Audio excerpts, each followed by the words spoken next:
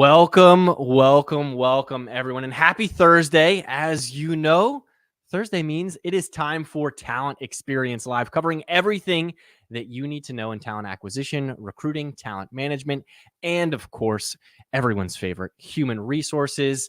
We like to say around these parts that Talent Experience Live is the greatest show on the internet. So move over, Last of Us and Mandalorian and everything in between. I am your host, Devin Foster, and Talent Experience Live, of course, is proudly brought to you by the good folks here at Phenom, whose purpose is, of course, to help a billion people find the right job. That is not a typo. That is what motivates us all to come to work today, to put on shows like this, to continue to create great content, and hopefully help you and your organization help some folks find the right job as well. How do we do this? I thought you would never ask. Of course, we do it through our Intelligent Talent Experience platform, which helps candidates find the right fit faster, employees evolve in their current roles and beyond, recruiters achieve some next level productivity. We might get into some of that today, as well as managers build better teams with data and analytics. And of course, all of this is powered by super slick artificial intelligence and machine learning, which is what we are talking about today. We're talking about generative AI and ChatGPT. But our AI has been around for quite a while. And if you are interested about learning more, head on over to phenom.com if you are interested.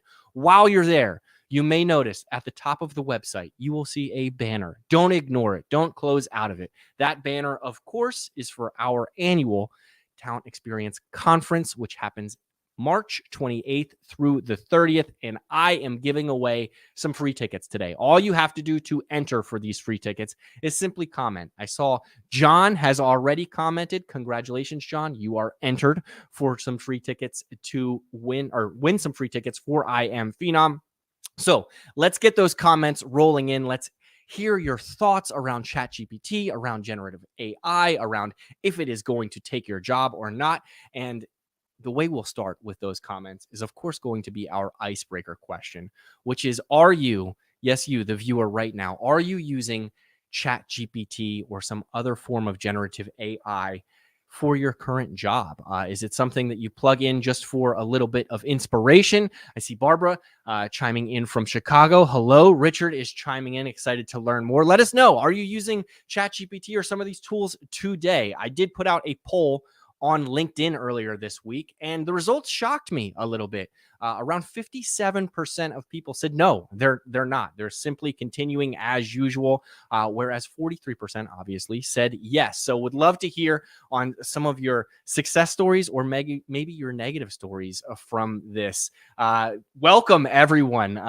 Patricia, Chelsea, lots of people are saying that they use it and they love it. Michelle is saying she uses it and she loves it. Dustin is saying he uses it. Julia is saying she just began using it.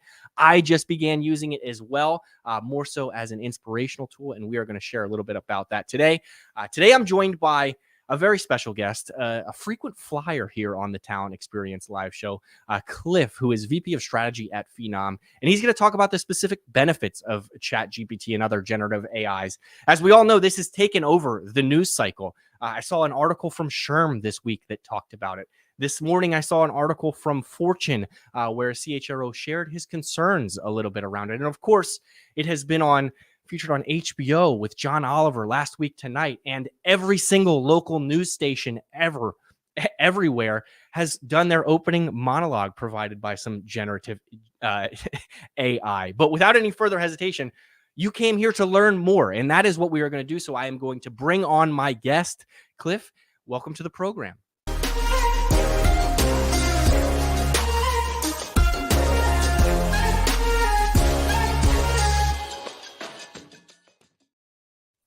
Cliff, the comments are pouring in already. People want to talk about this. How are you doing? It's a hot topic, right? It is. It is. How are you today? I'm doing great, Devin. Thanks for having me again. Yeah. No, I'm happy to have you on. I have to ask you, nobody gets in the hot seat, as I like to call it, without getting through the icebreaker question first. So Have you used ChatGPT or any other generative AI today? Yeah, I'm actually using it every day. And this morning, I'm doing an analyzation on writing styles for, I'm doing a bit of a thesis for a client on writing styles for job descriptions. based on executive profiles. So it's a sort of an interesting concept. We'll probably talk a little bit about these types of use cases today, but yes, I have. Yeah. No, that's I used it as well this morning, trying to craft up some social posts. Sometimes before the coffee kicks in, I need a little bit of motivation, a little bit of a creativity juices, and it started to be where I go to first. Now, Cliff, this is something people are very passionate about. I mentioned the article from Fortune earlier. Some people are embracing this technology, like yourself, like me, like a number of the folks in the comment section. Why do you think it's such a polarizing topic? Why is either someone madly in love with the thought of generative AI or not, and they refuse to use it? Well, I think the ramp up of generative AI since about November, when OpenAI released it to the public, it really was very, very quick. I mean, they got to 1 million users in about 5 days, which is just unheard of. But I think the reason is when people see a tool that they think could work really well, it's easy to use, you don't need an instruction booklet, and they can personalize where it fits into their workflow, I think you've got a winning combination there, right? And the fact that it's free doesn't hurt, Yeah. right? I think even if it was paid, at a low price, I think they have a subscription now. You can do like $20 a month to get, access to premium and new features quicker. But the reality is that, that the fact that it's free and it's perceived just to be so easy to use and gives good results, makes it a really winning combination. Yeah, I mean, a million users in what'd you say, five days? 5 Was days. that accurate? That's a ton, and there's confusion around that, right? When you have that many people on something that I think is relatively new, at least relatively new to this level of being talked about, there's confusion. And the first thing that I want to ask you about, Cliff, is AGI versus GAI. They're two separate things here. What specifically is ChatGPT with OpenAI, and how are they different? Yeah. So AGI is artificial general intelligence, right? And that really is, and there's very little of that in the world today. That is essentially artificial intelligence that has cognitive abilities that would mirror a human being or an animal, so to speak. So you give it a problem without a solution, and it can find one, right? So we don't really have that, but because the word general or generative is in this sort of new generative AI, and that's the key, is that generative is in front of the AI. So it is generating content using artificial intelligence. And so don't mistake those two things. We're nowhere near having the level of AGI, artificial generalized intelligence. We will in probably the next 10 years as quantum computing, kicks up. But generative AI is what we're going to talk about today. Yeah, no, and that helps, because I think what we've talked about, internally at Phenom, is that this probably won't solve all of your problems, right? It is not going to do your job, even though a lot of people think their job could be outsourced by this generative AI. So I want to ask you first and foremost, what industries do you think, or industries or positions, does this help and or hurt by kind of easing some of those mundane tasks that we've talked about? Yeah, I can't think of, I'm laughing because I can't think of a vertical where it can't be applied. And but what I do, I think it has to be contextualized, right? I think you look at a tool like this, and the first thing that our audience should know is the accuracy of generative AI is, in general, about 50 to 70%, right? And so you have to be careful with the results, that it's not necessarily the whole truth, it's part of a truth. Because the thing with generative AI and ChatGPT in general is it's only using a set of data. Now, this may come to a surprise to some people, but it's actually not connected to the internet. You can find it on the internet, and it's a tool that exists there as a service to be provided. But in terms of connecting to all the data available in the world on the internet, it is not. It is using a subset of data from mid 2021 through mid 2022. It's an isolated, and that's why the GPT part is generative pre-trained transformer. That pre-trained piece is really the key we're talking about here. What is it pre-trained on? Basically about a year's worth of data that sits in the world. And it's not all data. It was a subset of even that data. Like if you ask it who you are as a person, who's Devin Foster, who's Cliff Jurkiewicz, it's not going to know who we are, right? It might know political figures, people that are in the news and things like that, but it's not going to know every living being on the planet at this point. So the results that you're getting, just know that it's based on certainly a large language model, what we call an LLM, large language model, that's not uncommon. We've been using large language models at Phenom for 12 years. And so that's not new. What's new is that it has learned the writing styles to a degree of precision and accuracy that it can actually be used in the everyday space, right? Whether it's work or personal. So be careful of accuracy, number one, and know how to use the tool. A lot of people that are using the tool aren't using it in a way that optimizes its performance. And I think we're going to talk a little bit about that today.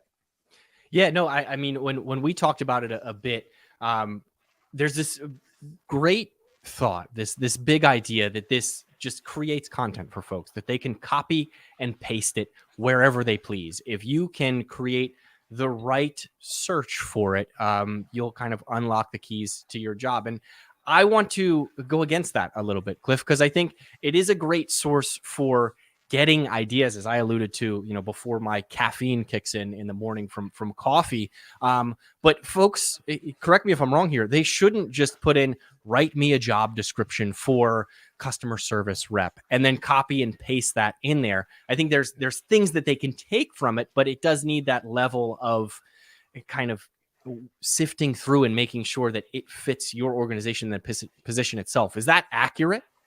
Yeah, it's accurate. And let me give you the phrase, something that we were talking about last week, and I've been using quite often.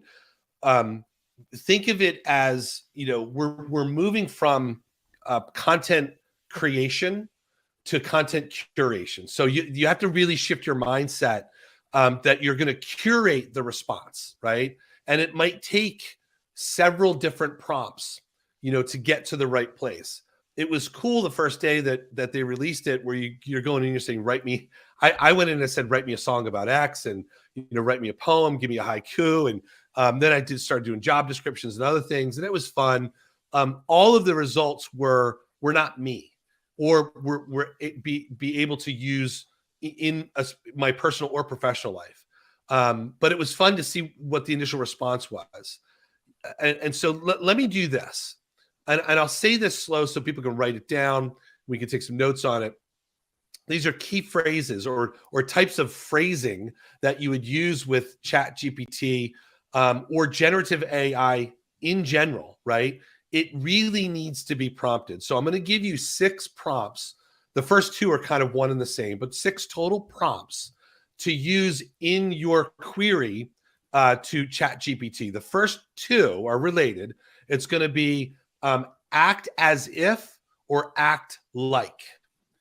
And this one in particular is really powerful because I can say, act as if I am a hiring manager in a distribution center. I have 20 years of experience in logistics, and write me interview questions for a frontline distribution center employee that's going to maybe drive a forklift or be a picker, right? Something like that. And now I've given ChatGPT some significant context, right? I can take it a step further, and this would be the next phrase. Analyze ... right? Analyze something. Analyze my job description, and put a job description there for a forklift driver in a distribution center, and tell me, is it inclusive? Do I have the right keywords? And you can literally ask it, am I missing anything, right? And it will analyze it. And then you could say, based on your results, rewrite the job description. And it'll do that. So the analyze part of it is really important. I did it. I had it analyze. I had an emergency landing, and I'm a private pilot. I had an emergency landing in my plane last year, and I wrote a story about it. And I said, analyze this story that I wrote for my writing style. Give me my key themes and tell me about my writing style. And it did. And then I said, based on that, write me a 100-word social media post about that story in my voice, right? So I had it, and so then I was telling it to act as if you're me, the writer that I just helped it learn about, and it did, and it wrote it in my voice, and you'd be hard pressed to tell if it was me or not. So the analyze tool is really important. You can take anything. I would suggest, especially if you're writing social media, if you're writing stories, anything for marketing, any kind of email communication, social, whatever it might be, give it 5 or 10 things that you've already written. And dare I say, if you're a student and you really want to use it to your advantage, give it stuff you've already written. Put your essays, put your homework in there and say, analyze my writing style. And remember it. Now write me a 500-word essay on X, right? In my style. You'll be much more aligned with that result. So analyze is one. The rest are pretty simple. Provide X, like provide an analytical breakdown of X and Y. Based on X, give me Y. So again, you're feeding it some data and giving it a specific task. And the last one is using. Using this as an example, or using this model, or using this engineering code, like, if you're writing Python or JavaScript or something, using this model, write me something based on that, or give me a result, or optimize, based on this particular thing that I'm already using. So act as if, act like, analyze, provide, based on, and using are all key phrases with ChatGPT that will give it very, very specific direction. And you could literally do that all in one phrase too. You could use all 6 of those, or 5 of them, because the first 2 are similar, in the same paragraph, and have it return the result. The longest result that I've waited for at this point is about 45 seconds when I was having it write something fairly detailed. But those key phrases are really key to getting the most out of ChatGPT.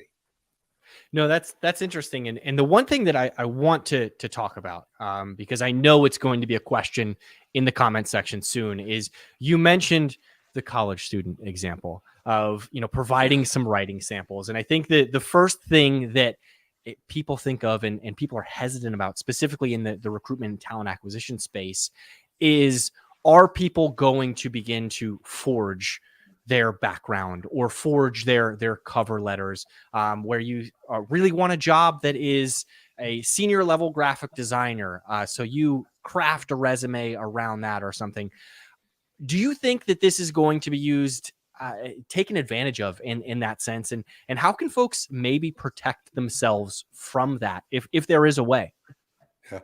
I think in the short term, there is a way. I think in the long term, I think you're going to be really hard pressed to figure out if AI is being used. And the example I give you today is, would you know if Grammarly was helping someone fix their grammatical errors or their writing, the particular writing style?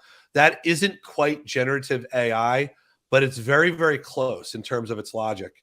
It's still a large language model. It's making recommendations, but you would never know it, and no one ever think to ask.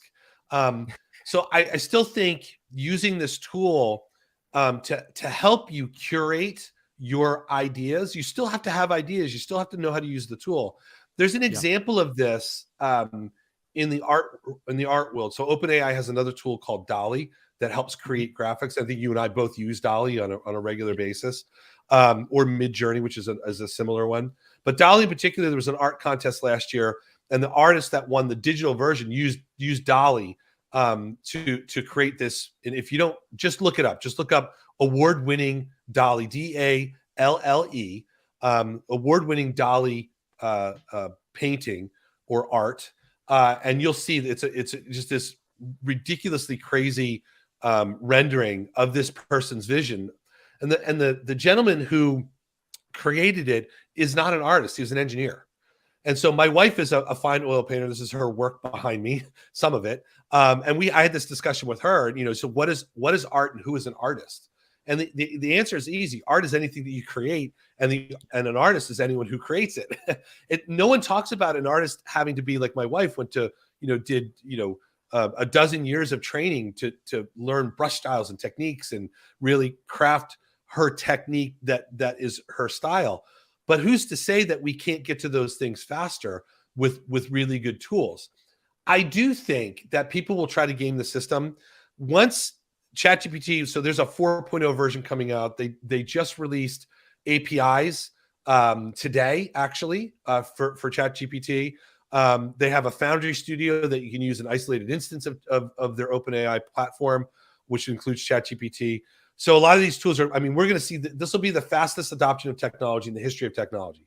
I predicted this weeks ago, months ago, and saying that this will be adopted faster than anything else. And that's going to hold true. I do think there is an ethical question that you're raising, which is, should I disclose that I'm using the tool, right? Or can I detect that someone used the tool? I think detection is going to be difficult it's not difficult right now. It will be in the future. But I think it's really an ethical question on the person. Should you disclose that you're using the tools? Like, what's wrong with saying I use Photoshop to retouch my photographs? Or if I'm using Logic to make music, and it's using sort of auto-tune, which, by the way, is in every song in the world. Everyone's using auto-tune. I have a music background, been in the studio, been a producer on a lot of music. Everyone uses auto-tune. So it's ubiquitous, right? I think it comes down to, do you disclose it? Is it necessary to disclose how much of what you've created was generated by the tool versus your vision?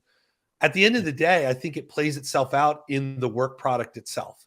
And like many tools, like today, I think it's very easy to spot somebody who has retouched a photo online, especially with social media. Like, clearly, that photo has been retouched, and we're okay with it, right? Yeah. Because they probably did a good job with the tool. It looks good. It's pleasing to the eye, whatever it is that they've created, and we move on.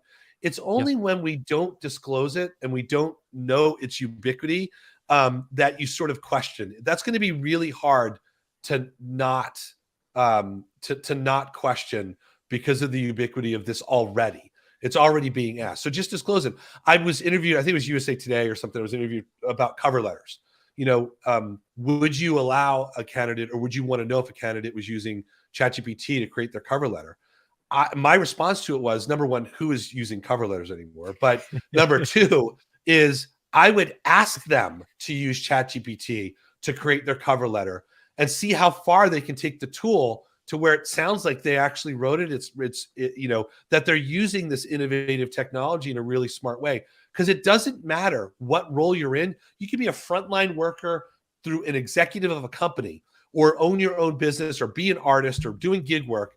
You're using technology. I want to know that you're using it well, right? And so I would encourage it. I would disclose it right away, and I would choose the person in part based on how they use the tool, because I've disclosed it. So I'm not trying to catch people. I'm already encouraging, like, use it. I want to see how well you can use it, because that's important to me.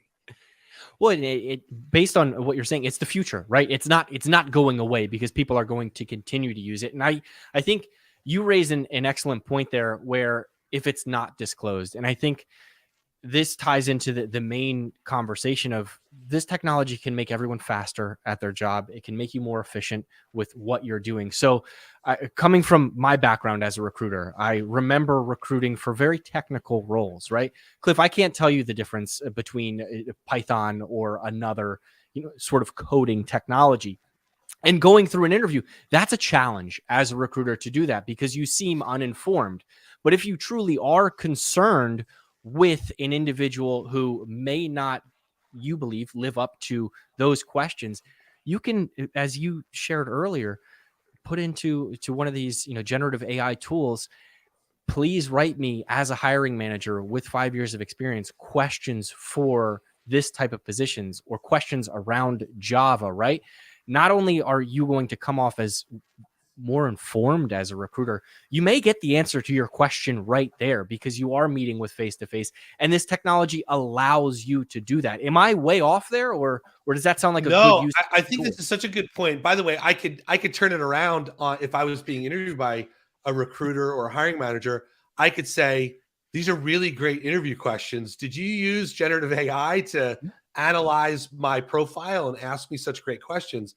And I would be okay if they did, because that's better than them making a bunch of shit up, right?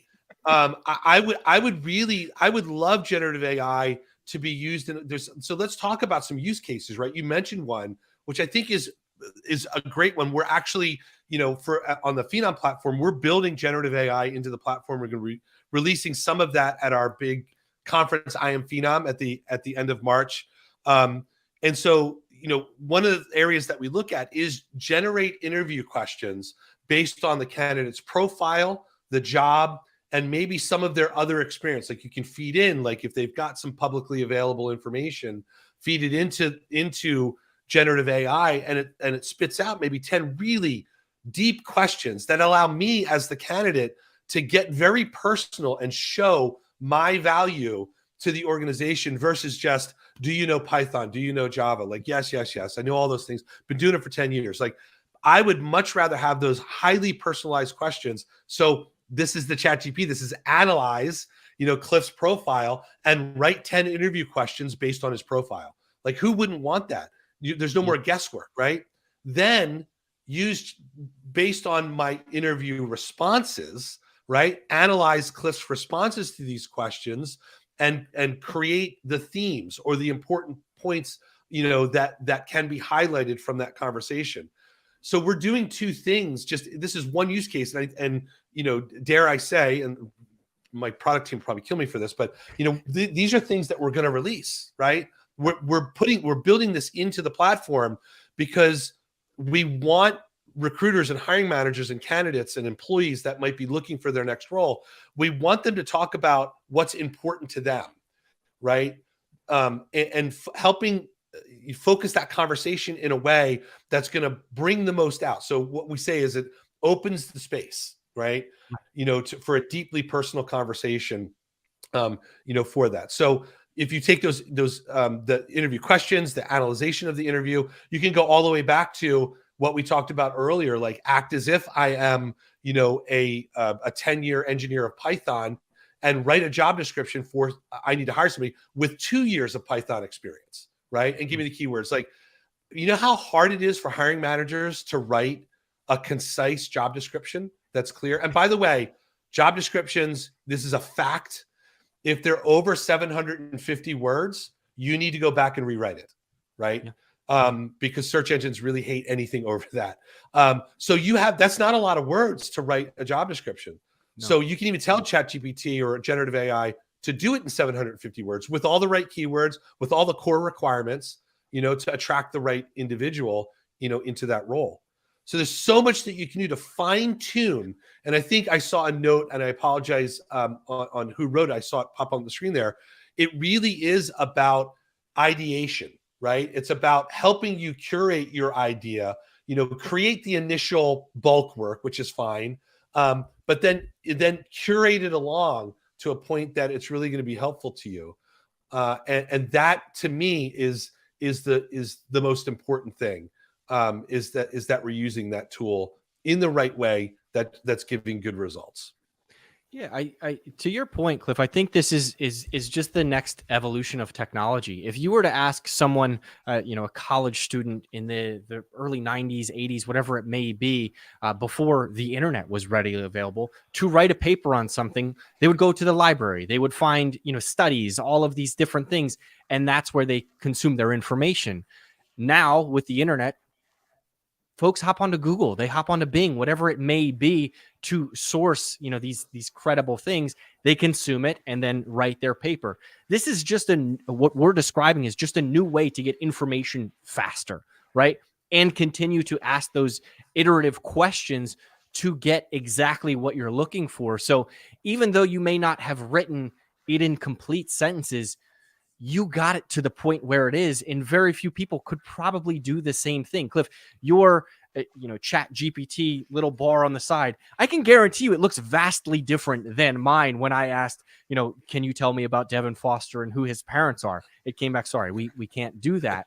It sounds like you did a similar experiment with yourself. I don't know what that says about us, but neither here nor there. It's getting to those solutions, right? And maybe the process at some point will be similar to a math equation where it's show your work. on how you got here, on how you created this program code or how you wrote this paper, so that we can understand and iterate on that in the future process. And I think your point is, this is just where it's going. People are going to be hesitant, just like I'm sure folks were hesitant of automatic cars and self-driving cars and things like that. It's not going to be perfect. It isn't perfect right now, as we've seen in news articles. But we can't stop it, right? At the end of the day, am I way off there? Do you think there's going to be a renaissance or a revolution against AI? Because I certainly don't see that happening. I think there's a lot of laws. We talk about the New York Local Law 144, where there's laws in California, in Nevada. There's the EU AI law that talks about adverse impact. They all have similar focuses. And I think these are important questions, right? The first thing that any company that creates artificial intelligence needs to think about, well, there are a few. The first is it ethical, right? And when we say ethical, do we mean we're talking about the ethical use of it? That it's not creating a bias in the organization. Generative AI is going to be no different. I saw some questions in there about, from a talent perspective, what does this mean? So I don't think it's any different. We first have to answer the ethical question, which is also why organizations should be willing to bring, at least from an experimental innovation perspective, bring these tools into their organization, say, let's talk about this. We know you're using them, right? Because we talked about that, how consumers are bringing what they do into work. So ChatGPT is off the rails with usership at this point. So there's millions upon millions of people using it. And they're already starting to put it into the work product. Just be open about it, right? I think that's probably the most important thing. So the ethical question is, create the environment where ethics can be discussed, right? Create the technology where ethics are the paramount principle that are being followed.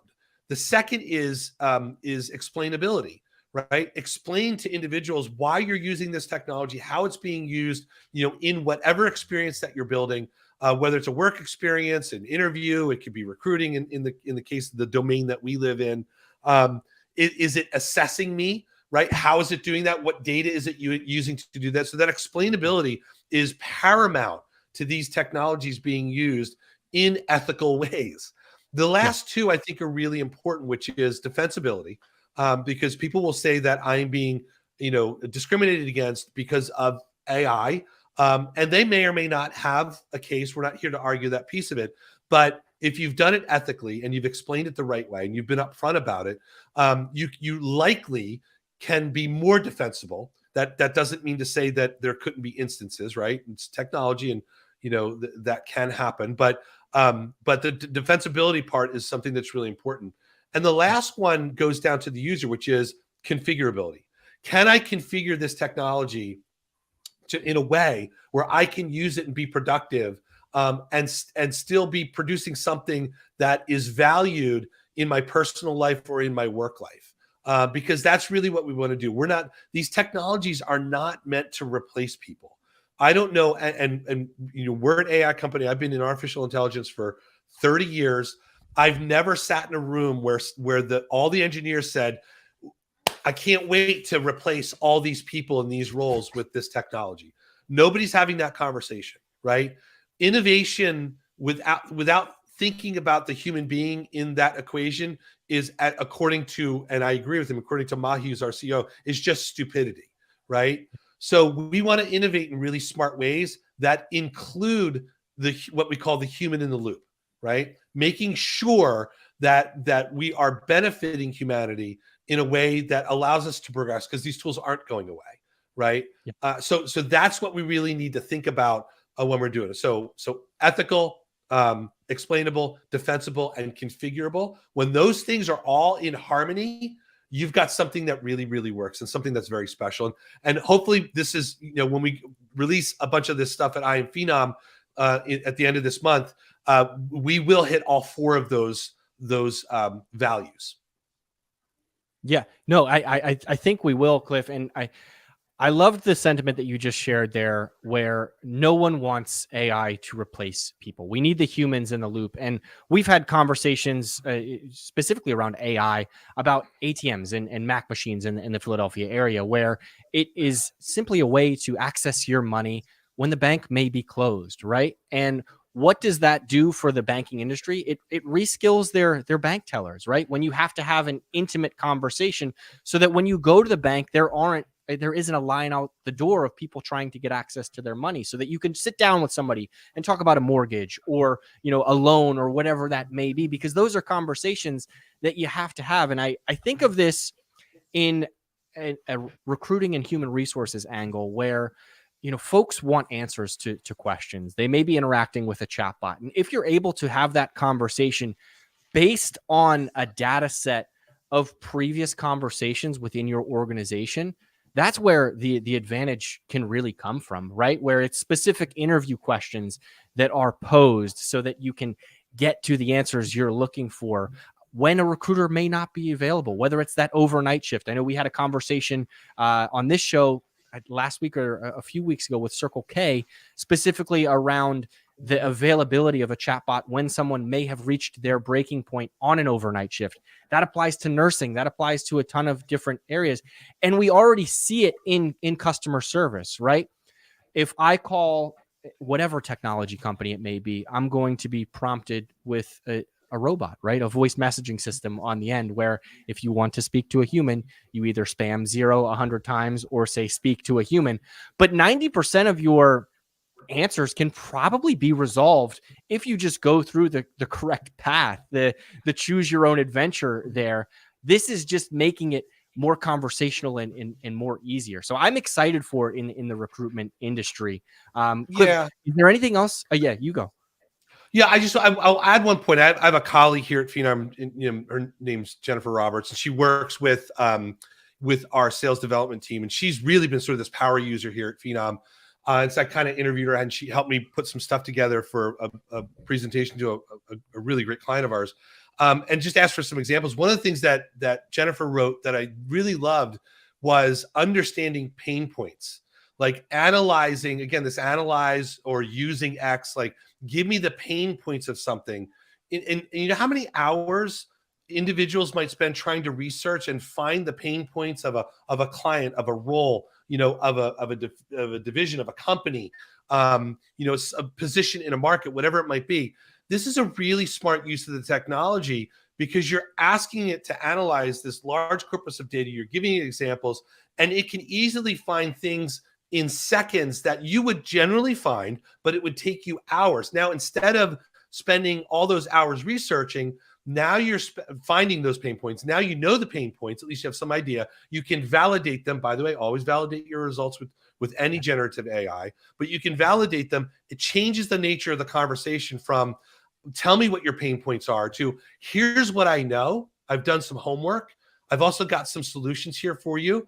Let's talk about, am I on point? Is this accurate? It changes the nature of the conversation. And I thought, what a smart way to use generative AI for something deeper than writing interview questions or something like that. So the understanding pain points, I thought, was a brilliant use and such a good example that we're talking about. Yeah, no, that makes it a ton of sense. I think it does take humans hours. It was a conversation with an analyst in the industry, Ben Eubanks. At this point, it might have been a year ago, and we were talking far before OpenAI, ChatGPT, or generative AI around some of those analyzing data roles, right? And the ability to have technology do it faster, sometimes more accurate, sometimes more concise. It gives you the opportunity to then focus on resolving those problems, as opposed to focusing on finding them in the first place. Cliff, before we go, I know I could talk to you about this for hours, and I want to. Quite frankly, I don't say that about all of our guests. Is there anything that we may have missed? Any final thoughts that you want to share? I know we want folks to come to I Am Phenom to learn more about how we are going to advance this conversation in our technology, but anything that I may have missed or that you wanted to share additionally? I think, we're hitting it at a high level. The point that I would make is welcome these technologies. I would, in the beginning, I would kind of put some, guardrails around them, but be open about that.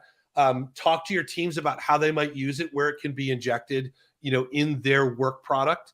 Monitor that, right?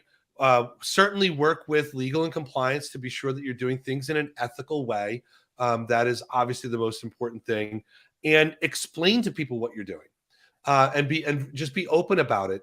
I think when you do that, you're creating space for a different conversation, probably a more focused, more important conversation than, I know that the New York City School Board banned ChatGPT, which I think is just a terrible mistake, because they said it doesn't promote critical thinking, which is just, honestly, that might be one of the dumbest things I've heard some of the smartest people ever say, because they are very smart people there. And I think it just comes down to you're thinking of this in a negative way. Don't think of it as a positive tool, but put some framework around it until we really learn where it fits.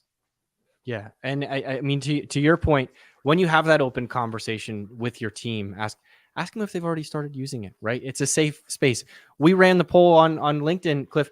Almost half of the folks that answered already are. So you'd be surprised at what elements of, your team's roles and what you're producing are already, kind of being alleviated from this technology. And then you can have, to your point, a constructive conversation around how can we use this for the right reasons, right? As opposed to some of those negative ones that we talked about a little bit earlier. This has been awesome. Cliff, I want to have you on in a couple weeks, maybe after I Am Phenom, so we can talk about what we've unveiled and how we see the roadmap down the line, if that works for you. It does. Yeah, I would love to. We're going to be doing some really cool and crazy things at I Am Phenom, and the generative AI piece is going to be a big part of it. And we're really excited about it. So would love to return and talk about how our audience, our clients might react to what we're doing. Yeah. Awesome. Well, I will book time on your calendar. In the meantime, I'll let you get back to your busy schedule. And we'll catch up soon. Thank you so much for joining today. Thank you, Devin. That was Cliff here at Phenom. We talked a lot, let's be honest, about OpenAI, about ChatGPT, about generative artificial intelligence, about how we see it in human resources, as well as how we plan to see it at Phenom. And it sounds like we have some big announcements coming up at I Am Phenom, which of course is March 28th through the 30th. It's this month. We are, quite frankly, right around the corner. And I promised at the top of the program that we were going to give away some tickets. And I have some winners here. Lori Ann Davis and Zabina Palagri. I can't say it. Zabrina P. I will reach out to you both on LinkedIn. I don't want to butcher your last name, so I apologize. But I will reach out to you with your free tickets. Congratulations. Again, we're doing this every week. So if you didn't win this time around, tune in next week. We may chat about this topic again next week. This has had a phenomenal response, so I am excited to continue the conversation. I hope everyone has a wonderful Thursday. Remember, if you missed any of this, you can always find the recap here on LinkedIn, on YouTube, or if you wait maybe 1 or 2 days, we will have a blog out with recaps, with video clips that you can share to your friends, family, loved ones, coworkers, colleagues, everyone in between, so that you can start to have some of this conversation internally. Thank you all so much. I could go through all the names, but I'm not going to, and we'll see you next week. Have a great day.